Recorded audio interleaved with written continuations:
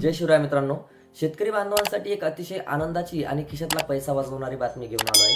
मित्रांनो, आपण पीक कर्ज क्रॉप लोन घेताना अनेक कागदपत्रांची जुळाजुळ करतो आणि तेच आपला बराचसा खर्चही होतो. स्टॅम्प ड्युटी म्हणजेच मुद्रांक शुल्कावर होत असतो.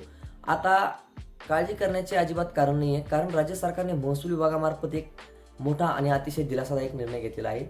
नेमका हा निर्णय काय आहे, 1 जानेवारी 2026 पासून त्याचा फायदा कसा मिळेल, हेच आपण आपल्या या आजच्या व्हिडिओमध्ये पाहणार आहोत. मित्रांनो, महसूल विभागामार्फत नुकतेच राजपत्र एक गॅजेट प्रसिद्ध झाले आहे.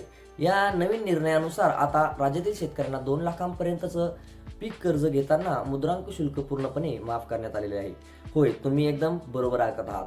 विद्यार्थ्यांच्या दाखल्यांसाठी किंवा इतर प्रतिज्ञापत्रांसाठी 500 रुपयांचे मुद्रांक शुल्क यापूर्वीच माफ करण्यात आले होते. तसाच काही दिलासा आता शेतकऱ्यांना पीक कर्जाबाबतही देण्यात आलेला आहे.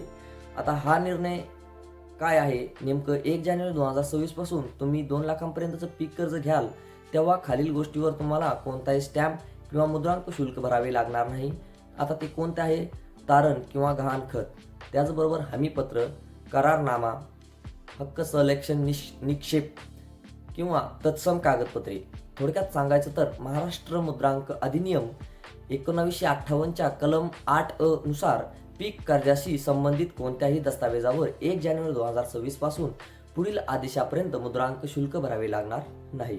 हा निर्णय हवेत नाही तर याचे अधिकृत राजपत्र शासनाने प्रसिद्ध केले आहे. तुम्हाला जर हे मूळ राजपत्र पाहायचे आहे तर तुम्ही gadget.mahaonline.government.in या वेबसाईटवर जाऊन खात्री करू शकता. तसेच आपल्या व्हिडिओमध्ये डिस्क्रिप्शनमध्येही त्याची लिंक दिली आहे, तुम्ही तिथे जाऊनही सविस्तर वाचू शकता. तर शेतकरी मित्रांनो, हा निर्णय तुम्हाला कसा वाटला? यामुळे नक्कीच छोट्या आणि मध्यम शेतकऱ्यांना कर्जाचा अतिरिक्त खर्च वाचणार आहे. ही माहिती जास्तीत जास्त शेतकरी ग्रुप्सवर शेअर करा, जेणेकरून त्यांनाही या बचतीचा फायदा घेता येईल. अशाच महत्त्वाच्या शासकीय निर्णयांच्या माहितीसाठी आपल्या चॅनलला आत्ताच सबस्क्राईब करा आणि बेल आयकॉन दाबायला विसरू नका. भेटूया पुढच्या व्हिडिओमध्ये. तोपर्यंत जय हिंद, जय